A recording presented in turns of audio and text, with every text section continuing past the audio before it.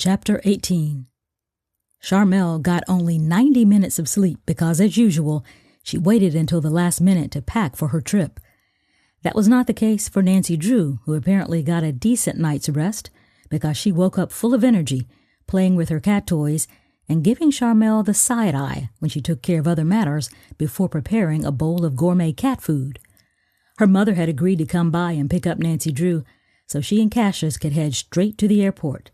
She needed to be there by 6 but told Cassius 5:30 just in case her birthday breakfast was an anomaly and he was back to his habit of being habitually late.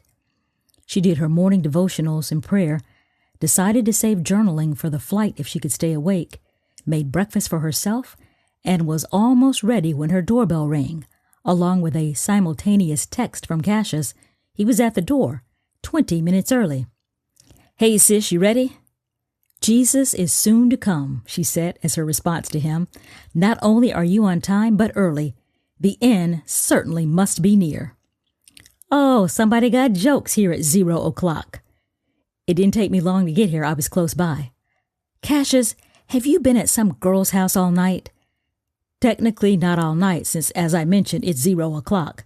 Consider it us doing you a favor, so you won't be late to the airport and miss your flight." "Never mind. I don't want to hear any more sordid details. And you wonder why I have not invited you to speak to the high school youth group." "Ah, sis, I'm hurt, wounded." As much as Sharmelle wanted to keep a straight face, she couldn't. Cassius never failed to make her laugh, no matter the situation. They had a nice talk on the way to the airport as he filled her in on the rave reviews he got on his latest project and told her it looks like he'll be up for another promotion later this year. She had to admit that despite his antics, she was genuinely proud of her little brother. When it came to his job and his career, he was all business. They didn't reach a traffic slowdown until they were 10 minutes away from the airport, but she had built in plenty of extra time and didn't get nervous about standing still for what turned out to be only 5 minutes. "Perfect timing," she said cheerfully. "Your boy's got the magic touch," Cassius said as he glanced over at his sister. "Just drive," she said as she punched him in the arm playfully.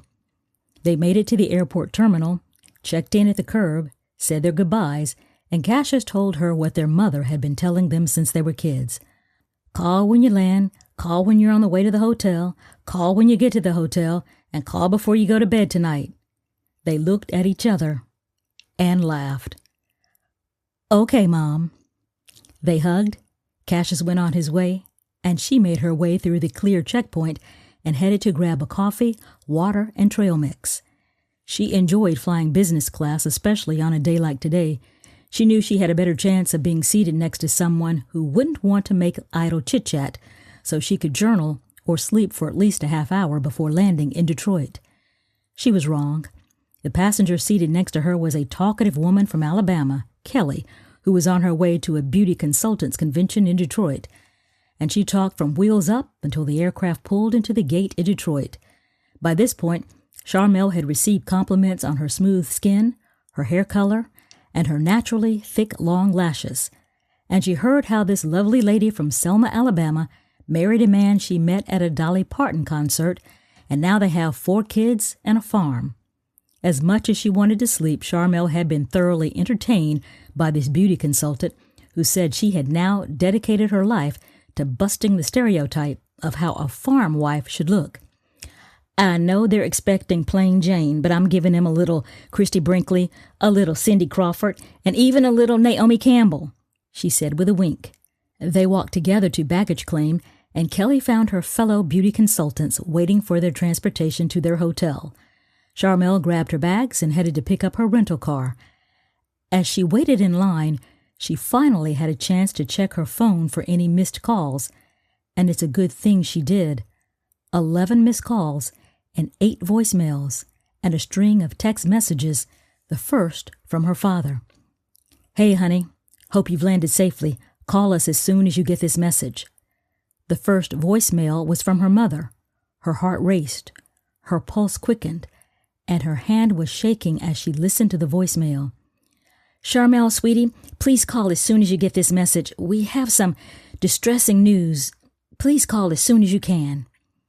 Sharmelle tried not to let her mind go to worst-case scenarios as she returned her mother's call and waited for her to pick up. Obviously, both of them are okay, she said to herself. So is it Lyra? Or Cassius? Did Nancy Drew escape again? Finally, her mother answered after the fourth ring. Mom, I just got your message and Dad's. What's wrong? Is everything okay? I'm afraid I have some troubling news. What is it? Sharmelle asked, getting frantic at this point. It's Etta Hayes. She's in the hospital. Lucian says the doctors think she's had a heart attack.